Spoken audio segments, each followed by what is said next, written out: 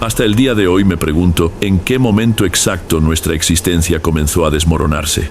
Vivimos en una casa amplia, algo retirada del pueblo, de esas con patio trasero y más tierra de la que realmente necesitamos. Mis padres, Roberto y Mercedes, levantaron todo esto con sus propias manos. Era una rutina apacible, de esas donde los días se parecen tanto que pierden forma, pero de la manera correcta. Y eso era todo. Esa era nuestra tranquilidad. Todo cambió cuando mi hermano Sebastián trajo a su mujer a vivir con nosotros. Se llamaba Juliana. Iban a quedarse solo un tiempo, hasta que las cosas mejoraran, fue lo que dijeron. Al principio, yo lo intenté. Te juro que lo intenté. Pero Juliana tenía una forma intensa de ser, una mirada que pesaba como piedra, una sonrisa que jamás alcanzaba sus pupilas. Mi madre, que siempre cocinó para toda la familia, continuó preparando los alimentos para los 4. Pero Juliana no probaba bocado. Decía que padecía del estómago, que prefería cocinar sus propios platillos. Y poco a poco, la cocina, que siempre fue el lugar más ruidoso y lleno de vida de la casa, se fue llenando de una atmósfera densa. De un lado, las ollas de mi madre. Del otro, el rincón que Juliana armó para ella, con sus especias, su sal particular. Sebastián, que siempre fue tan unido a nosotros, empezó a distanciarse. Cualquier cosa que dijéramos, cualquier comentario, él ya saltaba a defender a su esposa. Decía que era su personalidad, que teníamos que comprenderla. Ya no veíamos a mi hermano solo. Era siempre Sebastián y Juliana. Donde estaba uno, el otro aparecía pegado, como una extensión de carne. Yo sentía una molestia, algo extraño flotando en el ambiente, pero no podía identificar qué era. Era solo una intuición. Una sensación de que nuestro hogar ya no nos pertenecía solamente a nosotros. La situación empeoró unos 2 meses más tarde, cuando Juliana decidió regalarle algo a mi madre. Apareció con unas cajas enormes, pesadísimas. Eran cazuelas de barro cocido, hermosísimas, de esas que parecen eternas. Mis padres se sintieron incómodos, agradecieron, y mi madre prometió que las usaría con cariño. Pero entonces Juliana tomó una de las piezas, una olla honda, y la colocó en las manos de mi madre. Esta es especial, Mercedes. Su voz salió más suave que lo habitual. La comida que se hace en ella adquiere un sabor distinto. Me gustaría tanto que usted preparara sus guisos para nosotros en ella algún día. Mi madre, con ese corazón bondadoso que nunca ve malicia, sonrió y prometió que lo haría, y lo cumplió. La semana siguiente, usó aquella olla, y fue ahí donde todo comenzó realmente. Fue algo gradual. Primero perdió el color del rostro. Después empezó a quejarse de un agotamiento que no desaparecía, una debilidad en las piernas. Mi padre decía que era el clima, cosas de los años, pero yo conocía a mi madre. Había algo mal, su alegría se estaba desvaneciendo. Comencé a fijarme, puede sonar a locura. Y en ese momento yo misma creía que estaba imaginando cosas, pero mamá parecía empeorar siempre en los días posteriores a usar la olla de Juliana. Me dediqué a observar la vasija. Era solo una pieza de barro negro y pesada, pero parecía siempre demasiado fría, incluso bajo el calor de la cocina. No aguanté más guardarme aquello. Esperé un día en que Sebastián estaba solo en el corredor, algo raro, y fui a hablar con él. Intenté ser lo más delicada posible. Sebastián, ¿puedo hablar contigo? Me miró ya medio desconfiado. Es sobre mamá. ¿No te parece extraño? Ella comenzó a sentirse mal justo después de ese día, el día de las ollas. Sebastián puso mala cara inmediatamente. Su tono cambió, se volvió cortante. ¿Qué estás insinuando, Daniela? No estoy insinuando nada, de verdad. Solo creo que es una coincidencia muy rara. Ella nunca había estado enferma. Él se levantó, caminando de lado a lado. Coincidencia. Tú no soportas a Juliana desde el primer día. Estás buscando cualquier excusa para echarle la culpa. Debe ser envidia, porque yo finalmente armé mi vida. Aquello me destrozó por dentro. No tuve que responder. Solo di media vuelta y regresé adentro de la casa. En ese instante, comprendí 2 cosas. La primera era que estaba completamente sola en esto, y la segunda era que había perdido a mi hermano. Después de esa conversación, fue como si algo se rompiera definitivamente. La enfermedad de mi madre dejó de ser algo sutil y comenzó a devorarla frente a nuestros ojos. El cansancio se convirtió en una flojera que la mantenía en cama casi todo el día. Su piel, que siempre fue sonrosada y llena de vitalidad, fue adquiriendo un tono amarillento, enfermo, y lo más aterrador era el vientre. Su vientre comenzó a hincharse de una forma que no era natural. No era grasa, era una inflamación dura, elevada, que estiraba la piel bajo la blusa y la hacía caminar encorvada, con dificultad para respirar. Ahí comenzó nuestra maratón de hospitales.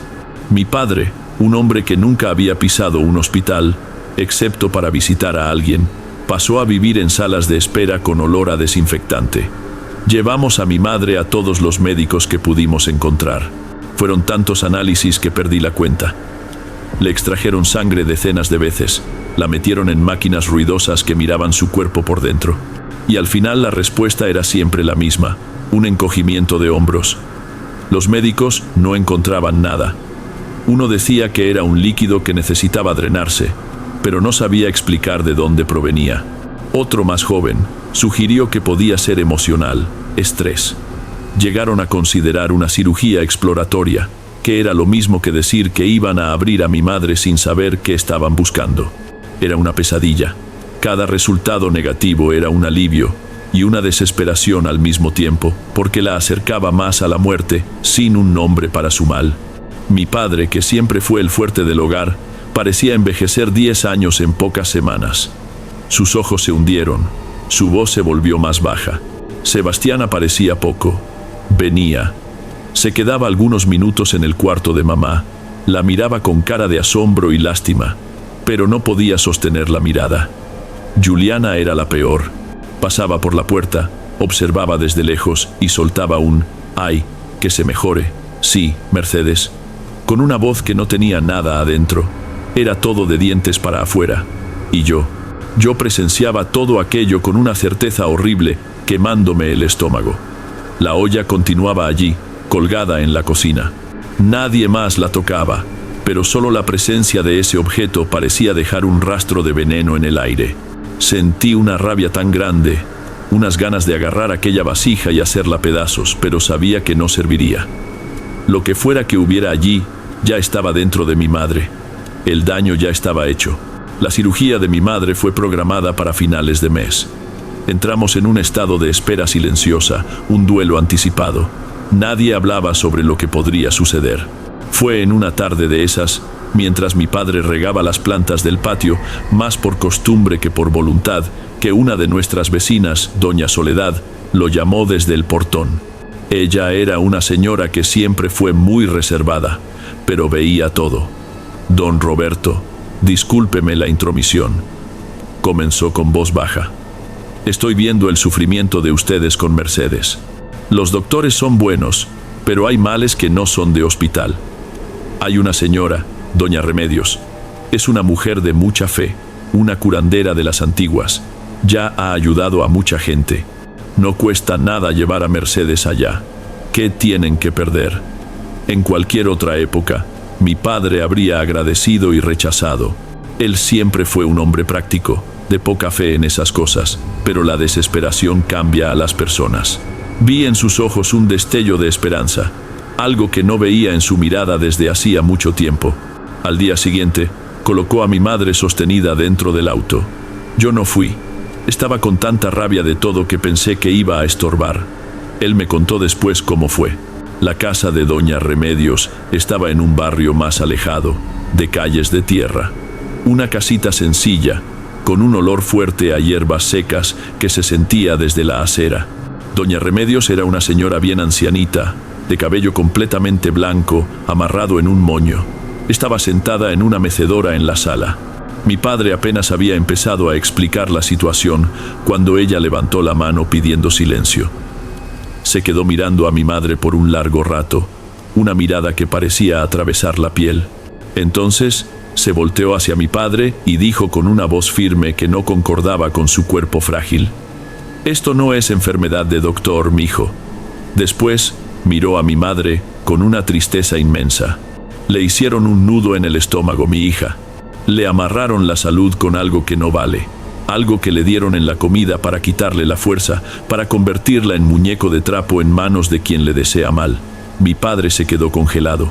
Era la primera vez que alguien daba una explicación que, por más absurda que pareciera, tenía algún sentido. Doña Remedios se levantó, fue hasta un cuartito en el fondo y regresó con una botella oscura llena de un líquido espeso. Ella va a tomar esto hoy en la noche antes de dormir, un vaso lleno. Va a expulsar toda la porquería que le metieron adentro. Después que mejore, vuelven acá. Esa noche, la casa estaba en un silencio que pesaba. Mi padre, mi madre y yo nos quedamos en la cocina. Nadie hablaba. Mi padre tomó la botella oscura, la destapó y vertió el líquido en un vaso. Era una bebida oscura, casi negra, con un olor fuerte a hierbas amargas y tierra. Se lo entregó a mi madre. Ella miró el vaso, después a nosotros, y con las manos temblorosas lo bebió todo de un solo trago, sin respirar. Hizo una mueca por el sabor, pero no dijo nada. Nos quedamos allí los tres esperando sin saber qué. No pasaron ni 5 minutos. De repente, mi madre se llevó la mano a la boca, los ojos desorbitados, y corrió al baño. Mi padre fue detrás y yo también, deteniéndome en la puerta. Los sonidos que venían de allá adentro eran de una violencia que nunca había escuchado. Eran arcadas fuertes que parecían venir del fondo de su cuerpo, un ruido de quien está expulsando algo a la fuerza. Duró una eternidad. Cuando los sonidos cesaron, escuchamos su llanto, un llanto bajo, de dolor y agotamiento. Mi padre tocó suavemente la puerta. «Mercedes, ¿estás bien?» La puerta se abrió despacio. Mi madre estaba blanca, como papel, sudando frío, aferrada a la pared para no caer. Pero no nos miraba. Señalaba hacia adentro del inodoro. Mi padre miró primero y vi su cuerpo ponerse rígido. Reuní valor y miré por encima de su hombro. Y allá dentro, flotando en el agua, había una cosa que no debería existir. No era vómito común. Era una masa deforme, pálida, casi blanca, del tamaño del puño de un hombre. Tenía una textura fibrosa, como un ovillo de carne cruda. Y por un segundo, juro por todo lo más sagrado, vi aquello contraerse lentamente, como un gusano, antes de quedar completamente inmóvil. Fue la cosa más asquerosa y aterradora que he visto en mi vida. Mi padre jaló la palanca. El ruido del agua llevándose esa cosa fue un alivio. Ayudamos a mi madre de vuelta a la cama. Estaba exhausta, pero cuando recostó la cabeza en la almohada, me miró y dijo con voz débil: «Salió, Daniela». Sentí que salió. Esa noche, por primera vez en meses, durmió profundamente. La mejoría no fue instantánea, pero fue constante. Cada día que pasaba, un poco del color volvía a su rostro. La hinchazón en el vientre comenzó a ceder, desinflándose poco a poco. Una semana después, ya podía caminar por la casa sola, todavía débil, pero con una luz diferente en la mirada. Sebastián y Juliana casi no aparecieron. Para ellos era como si nada hubiera ocurrido. Cuando mi madre se sintió suficientemente fuerte, mi padre la llevó de vuelta a casa de doña Remedios. Me contó que apenas la curandera la vio, abrió una sonrisa. «No le dije que la raíz del mal iba a salir», dijo. Mi madre entonces hizo la pregunta que tenía atorada. «Fue ella, ¿verdad? La esposa de mi hijo». Doña Remedios apenas movió la cabeza, confirmando. «La maldad, mi hija, casi siempre viene de cerca. Viene de quien almuerza en tu mesa, de quien codicia lo tuyo. El plan era dejarte sin fuerza, sin voluntad, como una planta muriendo en la maceta. Después iban a hacer lo mismo con tu marido. Con los dos fuera del camino, la tierra y la casa quedarían libres para ellos». Mi padre preguntó qué podíamos hacer para protegernos, si necesitábamos algo más. La respuesta de doña Remedios fue lo que selló el destino de todo. «La protección de ustedes es la fe. La limpieza ya se hizo. Ahora la suciedad tiene que regresar al dueño. Es la ley de la vida. El plato que uno sirve para el mal es el mismo plato que él usa para comer un día. No hay que hacer, solo esperar». Las palabras de doña Remedios resonaron en nuestra casa en las semanas siguientes. Mi madre cada día volvía a ser más ella misma. La hinchazón desapareció por completo. Recuperó el peso y el brillo regresó a sus ojos. La cocina volvió a tener el aroma de su comida y la vida lentamente parecía volver a su curso. Pero mientras la luz se encendía de nuevo en nuestro lado de la casa, se apagaba en el cuarto de mi hermano. Sucedió exactamente como la curandera había dicho, como si el espejo se hubiera volteado. Fue el turno de Juliana de comenzar a enfermarse. Fue aterradoramente rápido. Ella, que era una mujer alta, fuerte, comenzó a secarse. Su piel morena fue poniéndose amarillenta, después casi gris. El cabello perdió el brillo. Apenas salía del cuarto, y en las pocas veces que la vi, parecía una viejita encorvada, solo piel y hueso. Era lo mismo, solo que mucho más rápido y agresivo. Y entonces la pesadilla se repitió, pero con los personajes cambiados. Era Sebastián. Ahora quien corría a los hospitales era él, quien volvía a casa con exámenes que no mostraban nada. Vi en su rostro el mismo pánico, la misma incredulidad que vi en mi padre. Estaba viviendo nuestro infierno, y la ironía de aquello era lo más cruel que había visto. Una noche nos buscó en la sala. Estaba destrozado, llorando bajo. «Ya no sé qué hacer. Los médicos no encuentran nada», dijo, mirando a mi padre. «Esa señora a la que mamá fue, ¿dónde vive?» Mi padre lo miró con una tristeza enorme, un dolor de quien ve a su propio hijo en un callejón sin salida. «Mi hijo, no sirve de nada». La voz de mi padre salió cansada. «Tú sabes lo que está pasando. El mal solo está regresando a casa». Sebastián me miró, los ojos llenos de lágrimas y rabia. Tal vez rabia conmigo, con mi padre o consigo mismo. «¿Entonces es eso?» Su voz salió quebrada. «¿Se van a quedar ahí sentados viendo cómo se muere?» Mi padre no respondió. Apenas sostuvo la mirada, una respuesta en silencio. Sebastián entendió allí que no iba a tener nuestro perdón. No insistió más. Solo bajó la cabeza y volvió al cuarto. Una semana después, empacó sus maletas y las de Juliana. No hubo pelea, no hubo gritos, solo el silencio de una familia rompiéndose para siempre. Pasó por nosotros en la sala, miró a mi madre y solo pudo decir: «Necesito cuidarla». Después de eso se dio vuelta y se fue. Hoy mi madre está bien, saludable.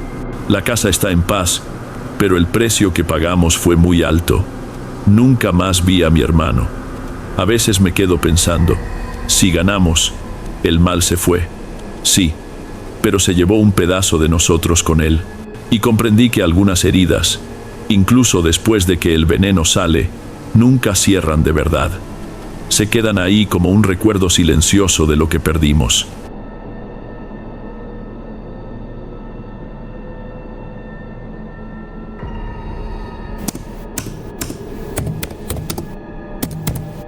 Buenas noches, Derek. Me tomó muchísimo tiempo decidirme a escribir esto. No es el tipo de cosa que se cuenta en una reunión de amigos. Y mi esposa, incluso después de tantos años, solo conoce una versión más suave de la historia. Pero sigo tu trabajo desde hace bastante tiempo, y siento que aquí tal vez alguien comprenda el peso de lo que me sucedió cuando tenía unos 10, quizás 11 años de edad. Mi nombre es Mateo. En aquella época, mi familia vivía en un lugar bastante aislado. No era una hacienda grande, solo un pedazo de tierra con la casa humilde, donde mis padres se las arreglaban con una pequeña cría de ovejas. El sustento provenía de la lana y de los corderos que mi padre vendía una vez por semana en el pueblo más cercano. Y mi parte en esa rutina, mi gran responsabilidad, era llevar los animales a pastar todos los días. La tarea comenzaba temprano, antes incluso de que el sol pensara en asomar. Me despertaba con el primer canto del gallo. Agarraba un pedazo de tortilla que mi madre siempre dejaba en la mesa y salía hacia el corral. El aire de la madrugada era siempre helado, húmedo, y el olor era a monte y a establo. Una mezcla que durante años fue lo primero que sentía cada día. El camino era siempre el mismo, un sendero delgado que subía por la ladera de un cerro detrás de casa, un lugar donde el pasto era más verde y abundante.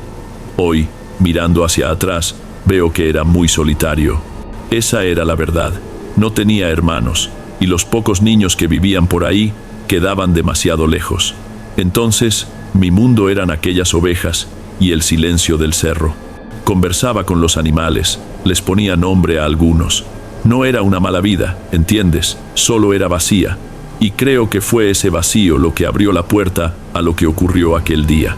Ese día, sin embargo, fue diferente. La neblina estaba más baja y densa que lo normal, casi pesada. Apenas podía ver la oveja que iba al frente del rebaño a unos pocos metros de mí. El sonido de los cencerros de los animales parecía amortiguado, y el silencio alrededor era pesado, casi sólido. Era el tipo de mañana que dejaba a uno con una sensación extraña, un apretón en el pecho sin motivo aparente.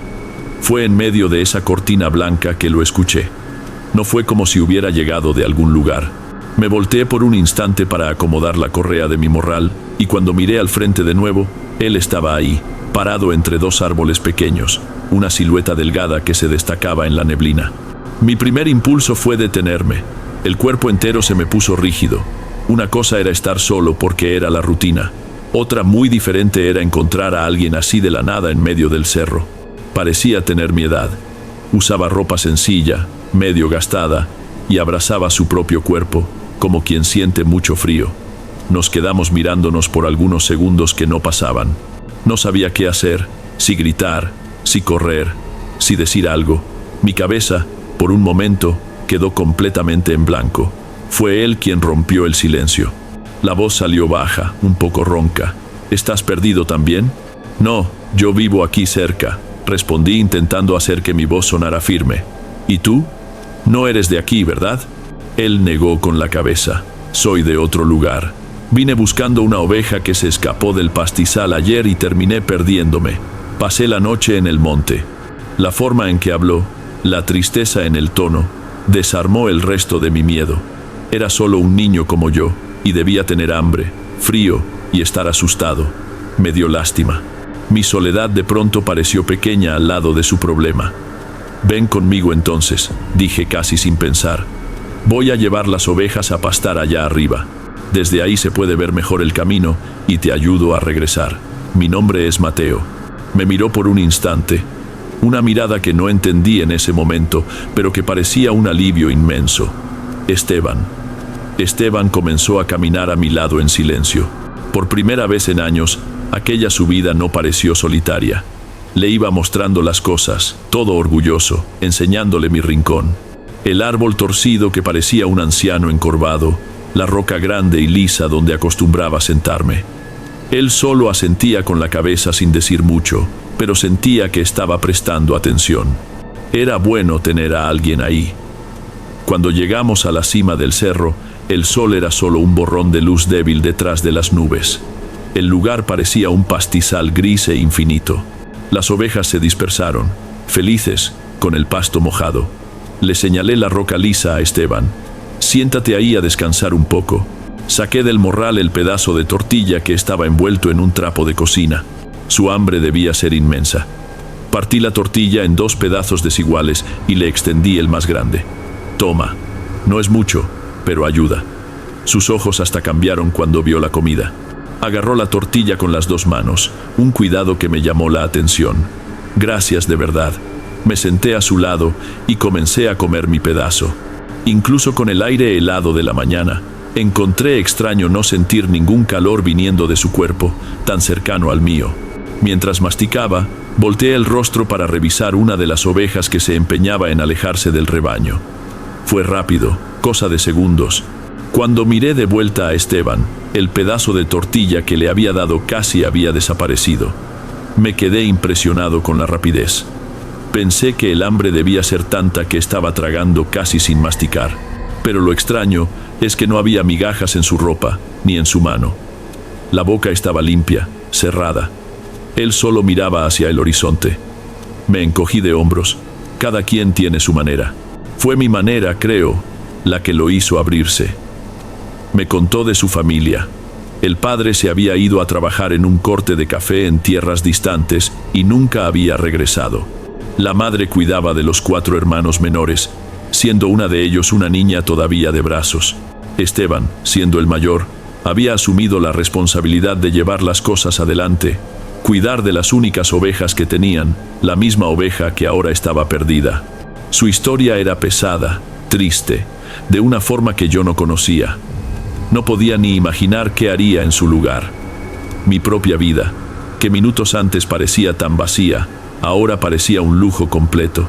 Mira, no te preocupes por eso ahora, dije, intentando sonar más confiado de lo que estaba. Cuando sea hora de bajar, vienes a mi casa conmigo.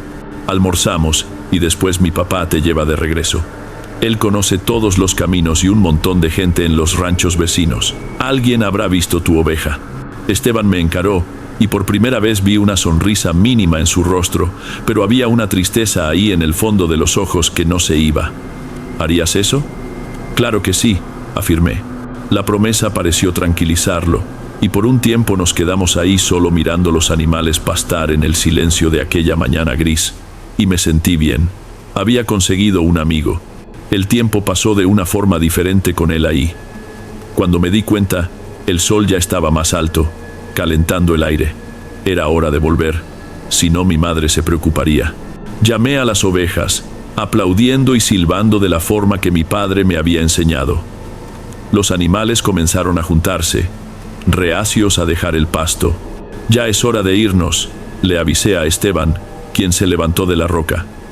Está bien, dijo, acomodándose la ropa. Solo necesito ir al monte rapidito, cosa de 1 minuto. Espérame allá abajo, cerca de aquel árbol torcido. Sin problema. Voy bajando con el rebaño adelante y te espero ahí. No te pierdas, ¿eh? Bromeé. Él dio esa misma sonrisa triste y desapareció entre los árboles que rodeaban el claro. Continué mi trabajo guiando las ovejas hacia el inicio del sendero. El proceso era lento.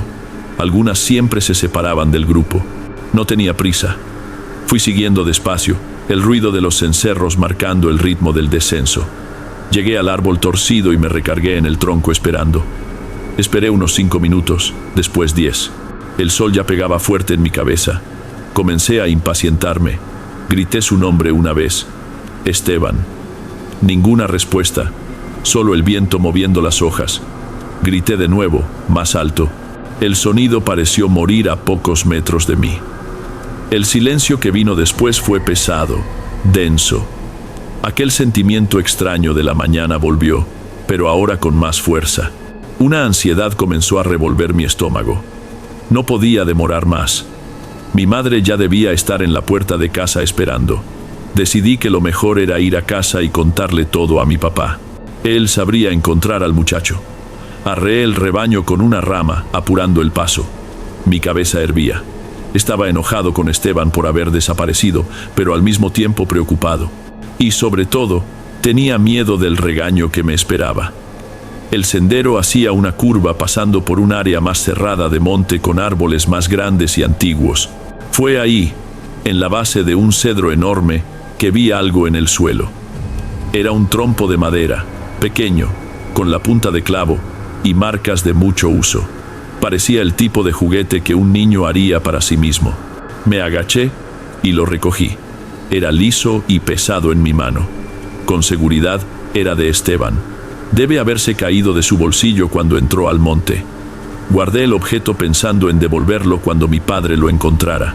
Con el trompo en la mano, levanté la mirada hacia el monte una última vez, con la esperanza de verlo corriendo en mi dirección.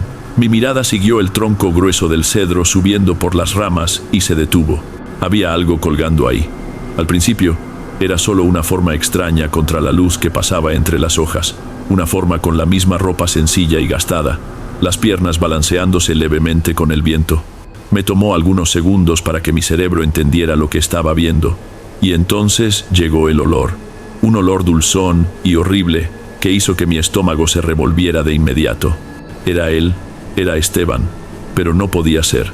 El cuerpo estaba mal, hinchado, oscurecido, la piel estirada de una forma que mostraba que no estaba ahí desde hacía minutos, sino días, muchos días.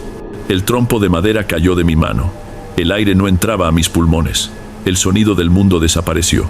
Lo único que existía era la imagen de ese cuerpo y el recuerdo del niño sentado en la roca a mi lado, hablando de su familia. Las dos cosas no podían existir en la misma realidad, pero estaban ahí. Mi cabeza se hizo un nudo. No grité, no pude. Un temblor violento se apoderó de mí y mis piernas se movieron por cuenta propia. Me di vuelta y corrí. Corrí como nunca había corrido en mi vida. Abandoné las ovejas, el sendero, todo. Solo corría en línea recta en dirección a casa, el monte arañándome la cara y los brazos. No miré atrás. Tenía miedo de que si miraba él estaría corriendo justo detrás de mí. No sé cómo llegué a casa. Solo recuerdo tropezar fuera de la línea de árboles y caer de rodillas en el patio. Mi madre salió de la cocina asustada y soltó un grito al verme. Estaba cubierto de rasguños, la camisa desgarrada, llorando sin poder decir una frase completa. Me abrazó, me llevó adentro, mientras mi padre venía corriendo de la huerta. Entre sollozos, intenté explicar.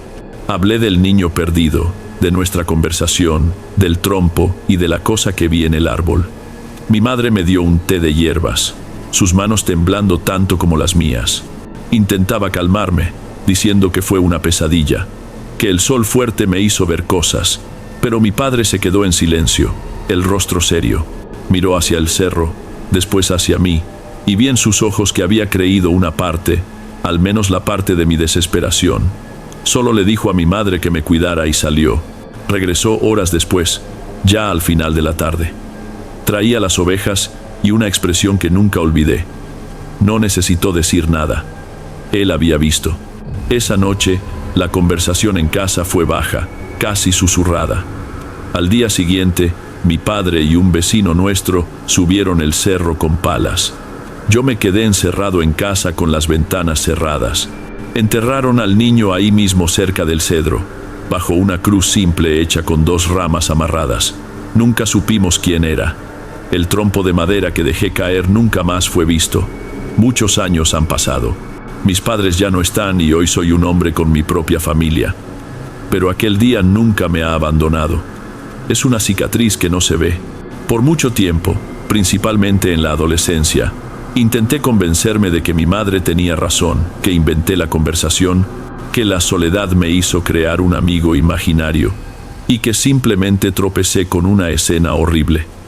Era una explicación más fácil, más cuerda, pero sé que no fue así. Sé que compartí mi tortilla con un niño que ya estaba muerto hacía días. Sé que sentí la sinceridad en su voz cuando me contó de su familia, y ese es el verdadero horror que me acompaña. No es la imagen del cuerpo, por más terrible que haya sido. Es el recuerdo de cómo aquel encuentro pareció normal, aun siendo imposible.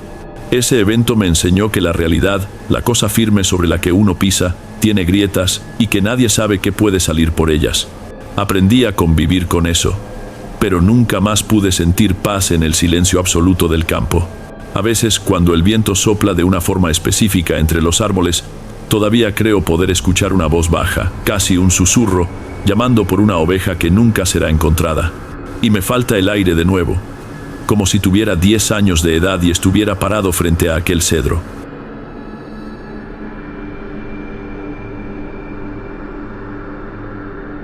Antes de que pasemos al próximo relato, verifica si ya estás suscrito aquí en el canal y si ya activaste la campanita de notificaciones para recibir las próximas historias. Aprecio tu compañía y tu apoyo hace toda la diferencia. Bien, continuemos.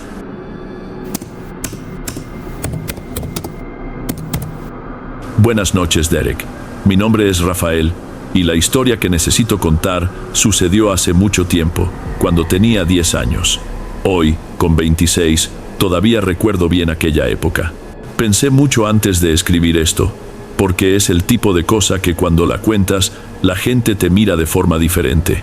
Pero sé que aquí tal vez alguien entienda. En aquel año, mi familia se mudó. Éramos yo, mis padres y mi hermano mayor, Lucas. Salimos de una casa pequeña, apretada, hacia una casa de 2 pisos nueva, en un barrio que todavía estaba creciendo. ¿Sabes cómo es? Las calles eran una mezcla de pavimento nuevo y tramos de tierra, con un montón de terrenos baldíos esperando construcción.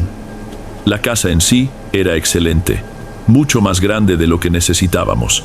Tenía 2 plantas, un garaje al frente y en el fondo un patio enorme, solo de tierra apisonada, con un muro alto separándolo del lote vacío de atrás.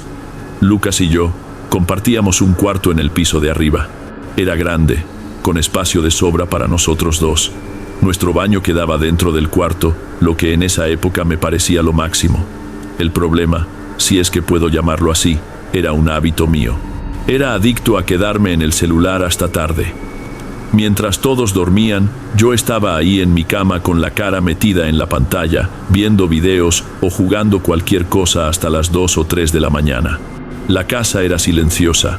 El barrio, por ser nuevo, también lo era. El único sonido que rompía el silencio de la madrugada venía de nuestros 2 perros callejeros, Rayo y Niebla. Alrededor de la 1 de la mañana, empezaban a ladrar. No era un ladrido de alerta por alguien en el portón. Era un ladrido extraño, insistente, dirigido hacia la nada del patio trasero. Al principio, solo me parecía irritante. Era el único que los oía, ya que el resto de la familia tenía un sueño pesado. Pero después de unas 2 semanas en esa rutina, el ruido de ellos comenzó a incomodarme. Había algo malo en aquel ladrido. Una noche, además de los ladridos, escuché otra cosa. Comenzó bajo, casi un ruido de fondo, un sonido arrastrado de madera crujiendo y un paso lento, rítmico. Parecía un burro, pero no un burro corriendo. Era un trote cansado que jalaba algo pesado, una carreta. El sonido venía de la misma dirección, hacia donde los perros ladraban, el patio trasero. Me levanté de la cama y fui hasta la ventana, intentando ver algo en la oscuridad. No se podía ver nada más allá de nuestro muro y la silueta de unos árboles torcidos en el terreno baldío de atrás. No había calle ahí, no había paso. Aún así, el sonido pasaba lento. El sonido pasaba, iba disminuyendo hasta desaparecer. La primera vez, intenté convencerme de que era algo de la calle del frente, que el sonido estaba resonando de forma extraña. Pero la noche siguiente ocurrió de nuevo. Misma hora, mismo sonido. La carreta fantasma. Los perros ladraban como si estuvieran viendo la cosa pasar justo frente a ellos. Y yo, en mi cuarto, sentía una angustia rara, unas ganas de taparme los oídos. Después de una semana escuchando aquello todas las madrugadas, no aguanté más. Reuní valor y en el desayuno resolví hablar. «Mamá, hay un hombre pasando con una carreta en nuestro patio de noche». Ella se detuvo con la taza en la mano y me miró sin entender. Mi padre, leyendo alguna factura, levantó los ojos por encima del papel. «¿Qué tontería es esa, Rafael?», dijo con aquella voz de quien no tiene tiempo para bobadas. «Es en serio, lo escucho todas las noches. Pasa allá en el fondo y los perros se vuelven locos». Mi madre dio un suspiro. El tipo de suspiro que significaba: «Ahí viene». «Mijo, no hay forma de que pase carreta alguna en nuestro patio. Y deberías estar durmiendo, no escuchando cosas. Eso es por quedarte en el celular hasta tarde. Tu cabeza está inventando cosas». Lucas, que hasta entonces solo comía su pan callado, resolvió entrar en la conversación. «Estás soñando despierto», dijo riéndose. Insistí un poco más, pero no sirvió de nada. La conversación murió ahí. Después de ese día, comencé a tener clases temprano en la mañana y necesité abandonar mi hábito de desvelarme. Pasé a irme a la cama alrededor de las 10, 11 de la noche, y por eso dejé de escuchar la carreta. Creí que de alguna forma el problema estaba resuelto. Poco sabía que las cosas solo iban a empeorar. La paz duró algunos meses. Mi rutina cambió. Estaba durmiendo más temprano, y la casa volvió a ser solo una casa. Pero el silencio que quedó en lugar del sonido de la carreta parecía aún peor. Comencé a despertar en medio de la noche. De la nada. No era pesadilla, no era ruido. Simplemente abría los ojos con el cuerpo tenso, el corazón un poco más rápido que lo normal, y cada santa vez, lo primero que hacía era mirar en la misma dirección, la puerta del baño. Nunca estaba completamente cerrada, siempre quedaba con una rendija, una línea oscura, separando el cuarto de la oscuridad total allá adentro. Y era de aquella rendija que venía la sensación. No veía nada, no oía nada, pero sentía. Era un sentimiento denso, la certeza de que había alguien parado ahí en aquella oscuridad, solo observándome.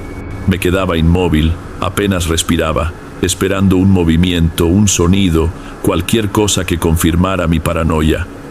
Pero nada sucedía. Lo único que se movía era el tiempo, arrastrándose.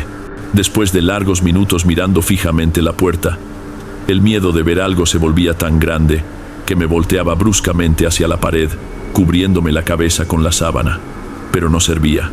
Seguía sintiendo aquel peso en el ambiente, aquella atención toda volcada hacia mí. Esto se repitió por semanas. Despertar, mirar fijamente la puerta, sentir el pavor, esconderme. Estaba quedando exhausto con miedo de mi propio cuarto. Lucas dormía como una piedra en la cama al lado, ajeno a todo. Estaba completamente solo en aquello. La frase de mi madre, «Tu cabeza está inventando cosas», martillaba en mi mente. ¿Sería eso? ¿Me estaba volviendo loco? Un sábado en la mañana, tomé una decisión. Fui donde mi madre, que estaba en la cocina, e intenté sonar lo más casual que pude. «Mamá, ¿sabes dónde están las llaves de nuestro cuarto y la del baño?» Me miró secando un plato. «¿Para qué quieres la llave, Rafael?» «Están en el cajón del pasillo. Es que a veces Lucas entra haciendo ruido y me despierta. Quería cerrar con llave para tener más tranquilidad. Era una excusa pésima, lo sé, pero no cuestionó. Tal vez pensó que era solo una pelea tonta de hermanos. Si eso te va a hacer dormir en paz, está bien, pero no la vayas a perder, ¿eh?» Esa noche, antes de acostarme, hice mi pequeño ritual. Giré la llave en la puerta del cuarto. Escuché el clic de la cerradura. Después, fui hasta la puerta del baño e hice lo mismo. Miré las dos puertas cerradas, con llave. Por primera vez en mucho tiempo sentí que tenía el control. Estaba seguro. Respiré profundo, un alivio de verdad apoderándose de mí. Finalmente iba a poder dormir. Por algunas noches funcionó. El sueño era pesado, ininterrumpido. Había recuperado mi cuarto. La sensación de poder girar aquellas llaves era la mejor parte de mi día. Me sentía un tonto por no haber pensado en aquello antes. La solución era tan simple. Una noche cualquiera, dormí boca abajo, una posición que rara vez usaba. El sueño vino rápido y fue profundo. No hubo alarma, no hubo sensación de ser observado. En algún momento en medio de la madrugada, sin ningún motivo aparente, mis ojos se abrieron y ella estaba ahí. Justo frente a mí, entre mi cama y la de mi hermano, estaba la silueta de una mujer. No era una persona, era una sombra que era más oscura que la propia oscuridad del cuarto. Estaba parada de lado como si me mirara mientras dormía. No podía distinguir rostro, ropa, nada. Era solo la forma, el contorno inconfundible de una figura femenina. Me quedé completamente sin aire. Mi cuerpo se trabó de inmediato. Quería gritar por Lucas, que dormía a menos de 2 metros de mí, pero no podía gritar. Mis ojos ardían, fijos en aquella sombra, con miedo de que si parpadeaba, estaría más cerca. No sé cuánto tiempo duró esto, tal vez segundos. Para mí fue una eternidad. Entonces, de repente, desapareció. No se deshizo, no se fue, simplemente dejó de estar ahí. Me tomó un tiempo poder moverme. Con el cuerpo todo temblando, me senté en la cama. Lo primero que hice fue mirar hacia las puertas. La del pasillo seguía cerrada, pero la del baño, la puerta que tenía certeza absoluta de haber cerrado con llave, estaba entreabierta. La misma rendija oscura de antes me miraba fijamente desde el otro lado del cuarto. El alivio que sentí en las noches anteriores se transformó en otra cosa. Un pavor que venía de haber entendido lo que estaba pasando. Cerrar la puerta con llave no la mantenía afuera. Ella no necesitaba entrar. Ya estaba adentro. Mi corazón estaba disparado. Mirar hacia la rendija del baño era malo, pero desviar la mirada parecía aún peor. Me forcé a voltear la cabeza hacia la otra puerta, la de la entrada del cuarto, la que daba al pasillo. Y fue cuando la vi de verdad. Ya no era una sombra parada en la puerta, como si estuviera decidiendo si entrar o no. Era una mujer, una anciana. Estaba encorvada, la columna doblada hacia adelante de una forma que parecía dolorosa, como si se apoyara en un bastón que no estaba ahí. El cabello era blanco, ralo, y caía sobre los hombros por debajo de un chal oscuro y raído. No podía ver los rasgos de su rostro con claridad. Era como mirar una foto muy antigua y gastada, donde las facciones se mezclan, pero veía los ojos. Eran solo 2 puntos de oscuridad fijos en mí. La parte más extraña era su mano. Una de las manos estaba alzada a la altura del pecho, con los dedos largos y delgados un poco curvados, como alguien que fue interrumpido en el exacto instante en que iba a tocar la puerta. Aquel gesto que nunca se completaba era la cosa más horrible que había visto. El sonido que salió de mí no fue un grito, fue un sollozo, un ahogo. Me arrastré hacia atrás en la cama, golpeándome la espalda contra la pared, sin poder desviar la mirada de aquella figura. Ella no se movía, solo me miraba, parada, esperando. En un movimiento torpe, me tiré hacia el lado, cayendo en la cama de mi hermano. Comencé a sacudirlo con toda la fuerza que tenía. «Lucas, Lucas, despierta, por favor». Él gruñó, volteándose hacia el otro lado. «Déjame en paz, Rafael. Hay una mujer en la puerta», dije, la voz fallando, casi un susurro. «Despierta, por favor, mira». La desesperación en mi voz debe haberlo despertado. Lucas se sentó de un salto, los ojos desorbitados, intentando entender qué estaba pasando. Miró hacia donde señalaba. La puerta estaba. No había nadie ahí. «¿De qué estás hablando?» «No hay nadie ahí», dijo, pero su voz estaba trémula. Él podía no haber visto a la mujer, pero sintió. El aire del cuarto estaba pesado, helado. Se levantó, encendió la luz, y la claridad amarilla pareció débil, insuficiente. Miró el pasillo, el baño, nada. Pero se podía sentir el miedo en el cuarto. Esa noche no dormí en mi cama. Me quedé en la cama de Lucas y los dos nos quedamos despiertos por un buen tiempo, escuchando el silencio. A la mañana siguiente, la luz del sol que entraba por la ventana dio una falsa sensación de normalidad. Fue Lucas quien vio primero. Se detuvo frente a la puerta del cuarto y me llamó.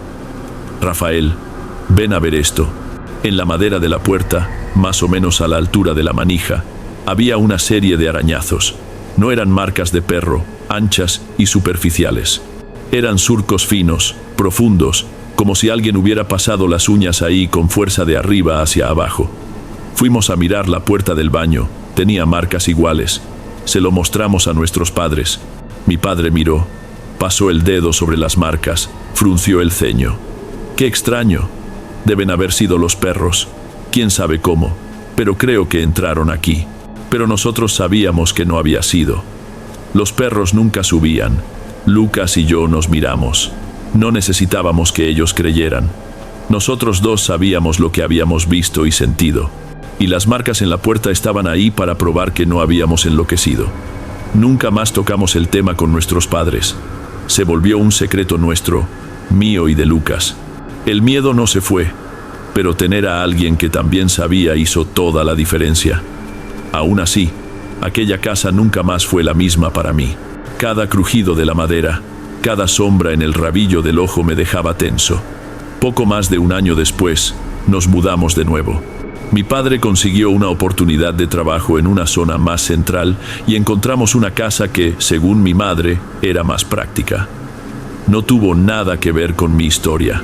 Para mis padres, la mudanza fue solo un paso lógico en la vida. Para mí fue una liberación. En la casa nueva todo se detuvo.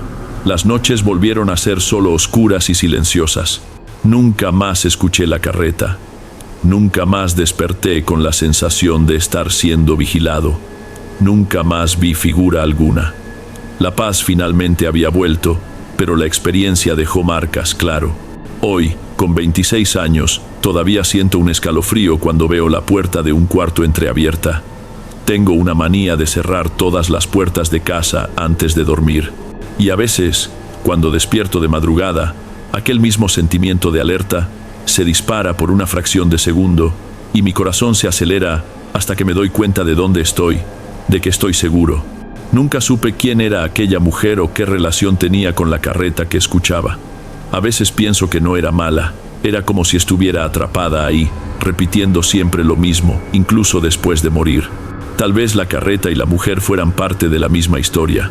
Nunca lo sabré. Solo sé que por un tiempo, el cuarto que compartía con mi hermano no fue solo nuestro.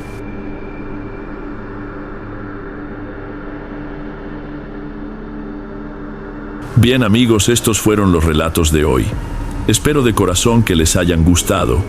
Subo videos nuevos por aquí todos los días y estaré muy feliz de verte en los próximos.